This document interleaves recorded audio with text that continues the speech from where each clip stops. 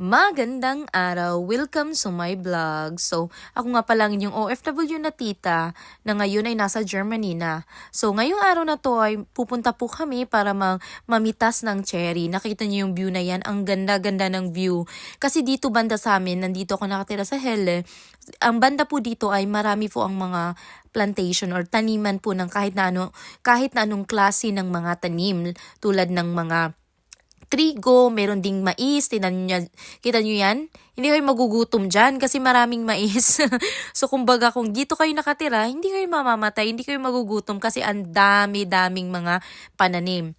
So marami din ako nakikita dyan ng mga ibon, marami ako nakikitang mga iba't ibang klase ng hayop, maraming rabbit, marami din silang mga deer, ganun. At saka tingnan nyo yung mga lupain nila, ang dami at ang lawak-lawak ng mga taniman nila. So, ngayon naman, nakita mo yung plug ng Germany. Pambato natin yan, char lang.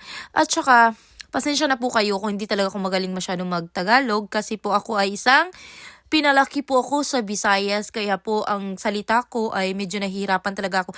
Nahihirapan ako sa kalisod na magtagalog, lalo na't gumagawa tayo ng mga long form na video. So, ngayon, ay ipapakita ko sa inyo, itutur ko kayo kung gaano ba kaganda ang Germany. Kita nyo yan? So, ngayong araw na to ay hindi ko lang ipapakita sa inyo ng pag-harvest namin yung asawa ko. Binitbit niya na yung hagdanan kasi sabi ng cashier doon, hindi daw pwede na walang hagdanan kasi daw nasa matataas na daw. Pero nung napuntahan ko naman, hindi naman siya matataas. Nasa maiksi pa rin naman siya. Tanyan.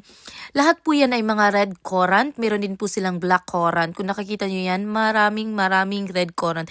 Actually, para po sa akin, medyo maasim yan. So, ayan, sisimulan na natin ang pag-harvest ng cherry. Ayan, napakatamis po ng cherry na yan. Grabe, alam niyo po ba na pangarap ko lang to dati? Ini-imagine ko pa lang to. Dati, bata pa lang talaga ko, nai-imagine ko nang magpitas ng mga cherry, magpipitas ng mga apple. Pangarap ko na ho talaga yan. Hindi lang ako makapag-asawa ng apam. Hindi lang po yan yung pangarap ko na makapag-asawa ko ng foreigner. But pangarap ko na din na mamitas ng kahit na nung klaseng mga prutas na wala sa Pilipinas. Kaya yung ginagawa ko, ayan, kinukulit ko pa yung asawa ko. Inaasar ko pa siya. Ayan, ang dami-dami po talaga. Alam niyo nung nakita ko ang puno ng mga cherries dito, hindi ko alam at hindi ko mawari kung ano uunahin ko. Hindi ko na maisip kung ito ba yung unahin ko. So sobrang dami niya. Hindi ko na ayan, kita mo yung asawa ko, grabe. Nag-harvest siya na nag-harvest. Ako namang asawa niya ay panay kain ng kain, grabe. Hindi ako mapatigil sa kakakain kasi alam niyo naman wala namang ganyan sa Pilipinas, no. So ang meron sa atin is mansanitas lang. Hindi ko alam kung anong Tagalog ng mansanitas. Basta kay mansanitas na siya sa Pilipinas. So ako, grabe, sobrang dami. Hindi ko na talaga, oh my God, kung malapit lang talaga ako sa Pilipinas, tingnan mo yung pantalon ko, grabe, sobrang dumi. Hindi ko na alam, nag-iikot, tinitingnan ko, alam nyo, hindi ko na alam kung anong uunahin kong pipitasin. Kaya bawat sulok, tinitikman ko siya. Bahala na. I don't care kung magkaparas lang yung lasa nila. Basta ang importante sa akin, matikman ko halos lahat ng puno. No? Ayan no, tingnan nyo. Lahat na nakikita ko pag nakikita ko yun, pag gusto kong kainin, kinakain ko. Kaya hindi ko alam kung gaano karami na yung nakain ko. Sobrang dami na talaga. Dahil hindi ako matigil sa kakakain. Tanyo yan. Kung ano-ano lang yung ginagawa ko. Lakad ako ng lakad, ikot ako ng ikot, kain ako ng kain. Alam nyo, dito kasi sa Germany, hindi na sila, yung mga fruits nila, hindi na ninuhugasan. Hindi ko alam kung bakit. Pero para sa akin, sa Pilipina, gusto ko pa rin na hugasan yung frutas dahil hindi sanay yung tiyan ko sa bakterya nila. But, dahil sabi ng asawa ko, pwede ko naman daw kainin. Tama yan, umakit na yung asawa ko. Hindi talaga matigil-tigil. Gustong laging nasa taas. Ay nako. Ang sabi niya kasi nasa taas daw ay hindi pa napagpilian ng mga tao. Kaya gusto niyang akyatin. Kaya pinabayaan ko, hayaan ko siyang umakyat. Pabayaan mo siyang magkuha dyan ng kung ano-ano. Umakyat siya ng umakyat. Tama yan? Sinira ko pa yan. Ano ba yan? Tamo, nagvi-video ako. Bahala na yung asawa kong mamitas. Basta ako dito magvi-video ako. Ipapakita ko sa inyo kung gaano kalawak ang taniman ng cherry dito sa Germany. Actually, itong cherry na to ay farm po ito. Plantation po to ng hindi lang po cherry. Marami po silang mga tinatanim dito. Meron po silang red currant, black currant, may raspberry din po sila, gooseberry, at marami pang iba't ibang mga klase. Meron din po silang plum, meron din po silang kurbis. Ano po ba yung kurbis sa Pilipinas? Ay pumpkin in English, ano ba yun? Kalabasa. Meron po silang kalabasa din dito at saka meron din po silang cucumber at marami pang iba. Sobrang dami po nilang mga pananim dito. Grabe. Nakakalula at ay nako, yung mata ko talaga hindi ko na matiis at hindi ko na maano kung saan talaga ako pupunta. Iwan ko. Hindi ako mapakali. Kain ako ng kain, ikot ako ng ikot, di ko talaga alam. Basta ang ginawa ko lang ay ang gusto kong gawin. Kain ng kain hanggat gusto mong kumain. Di bali ng magpuririt, di bali ng makaigit. Ang importante ay nabusog ka. Char lang. 'Di ba? Yun yung importante, nakakain ka, busog ka, gusto mo 'yan, paminsan-minsan lang 'yan. Kita mo 'yan, naka-outfit check ako. Kita mo yung itsura ko, kita mo pang Disney princess, char lang. Actually, ang forma ko, mangmimitas lang naman ako ng cherry.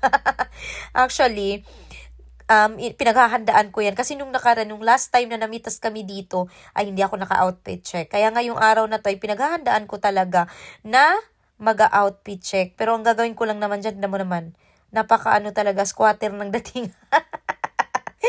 Actually, gustong-gusto ko talaga to. Tamo yan. Ayan.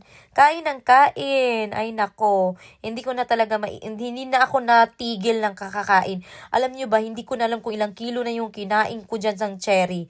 Napakarami ko ng kinain dyan. Hindi ko na alam kung anong gagawin ko talaga. At saka, alam niyo po ba na sa sobrang dami nito ay hindi mo na alam kung anong uunahin at anong pipitasin mo. Ay nako, mapapawaw ka talaga sa mga nakikita mo. Tamo yan? Ay, alam mo yan? Hanap ako ng hanap. Andyan lang naman sa harapan ko. Ewan ko ba. Kaya tayo kasi hinahanap natin yung mga bagay na nandyan lang naman sa harapan natin, di ba? Tamo? Nagtatagalog na naman ang Bisaya, no? Naglisod na. Pero laban lang, kahit ganun pa man, ay magtagalog na tayo. Kahit di na natin maintindihan yan, kahit naglisod na tayo, lalaban pa rin tayo. Hindi ko na alam. Tinusubukan ko lang talagang mag-YouTube. Hindi ko maintindihan kung ano yung pinagagawa ko sa buhay ko. Sa sobrang bored ko, hindi ko na alam kung anong gagawin ko. Sinusubukan ko lang naman talaga magpunta dito sa YouTube, no? Gumagawa ng long form kahit di ko na alam kung anong sasabihin ko. Ay nako. Kita nyo yan? May mga bulaklak din siya sa mga gilid-gilid. Nakikita nyo yan? O, 'di ba? Ang dami niya, iba-ibang kulay. Actually, itong farm na to ay hindi lang po siya may cherry na matamis. Meron din po siyang cherry na sobrang asim. Maasim talaga siya. Parang di ko kaya siyang kainin. Pero sabi ng asawa ko, yung iba daw na mahilig daw talaga sa cherry, may mahilig din daw sa maasim. Kaya daw marami silang tinatanim na maasim. Kita nyo yan? Ang dami, namumulat po. Ay, nako. Kapag nag-harvest ka dito, parang ayaw mong tumigil talaga sa kaka-harvest. Parang gusto mo na lang ng kumuha ka na lang ng kumuha. Alam mo yun? Alam niyo po ba na ang pagka-harvest namin dito, dahil sa hindi na kami natigil sa kaka-harvest, naka-harvest kami ng 6.5 kilo ng cherry. Hindi naman namin talaga, in real life, hindi talaga namin mauubos yung cherry na yan. Kasi sobrang dami ng 6 kilo, no? Grabe. So, ang ginawa namin, namigay na kami sa mga kapitbahay namin. So, kung malapit lang talaga ang Pilipinas, naku, pinamigay ko na to sa mga kapitbahay. Kita nyo yan? Ang ganda-ganda at ang lalaki talaga. Grabe.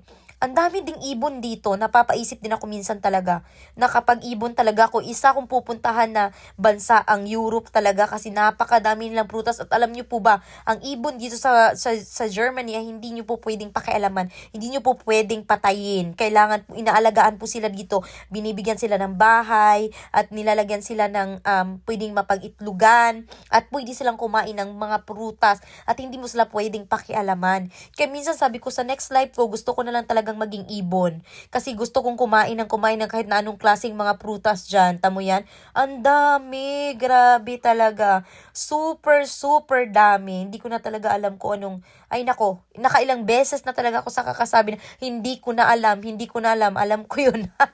Na hindi ko tanda mo, ang haba-haba. At ang dami-dami, tamo yan. Napakahaba po ng lahat na yun. Alam niyo po ba na nilalagyan yan nila sa taas? Kasi po ang cherry daw po pag nasobraan sa araw ay magiging maasim. Kaya nilalagyan nila yan para hindi daw masyadong maarawan. Actually, proven and effective talaga siya kasi matatamis lahat ng cherry nila dito banda. May cherry naman sila na pinapabayaan sa araw, but itong mga cherry na to hanggang doon sa dulo ay matatamis po talaga siya lahat. Kita nyo po yan lahat yan. Lahat po ng cherry na yan ay matatamis po. Tamo yan, wala talagang laman yung baldi ko. Kasi hindi ko alam kung mamungunguha ba ako, kakain lang ako ng kakain. Pero dahil sinabi ng asawa ko na pag hindi daw ako nanguha at wala daw po kong ambag, ay hindi niya ako papakainin sa lahat ng hinarvest niya. Kaya napilitan akong mag-harvest. Kita nyo yan? Nagbablog lang ako nagsasalita lang ako nagsasalita ang mag-isa, bala ka dyan. Sabi ko sa asawa ko, pero naisip ko na baka talaga pag di niya ako bibigyan, di ba? Sana ako nang kakainin. Kaya ang ginawa ko, ay, napilitan talaga ko dyan na mag-harvest. Di bali na makapag-harvest ako ng kahit 1 o 2 kilo lang. At least may makakain ako at may ambag din ako, di ba? So, ayan. Lahat po yan ay ginagawa namin ng asawa ko ngayong araw na ito. Tamo yan? Oh, di na talaga natigil sa kakain. Kain lang ng kain. O, di ba? So, that's all for today. Bye!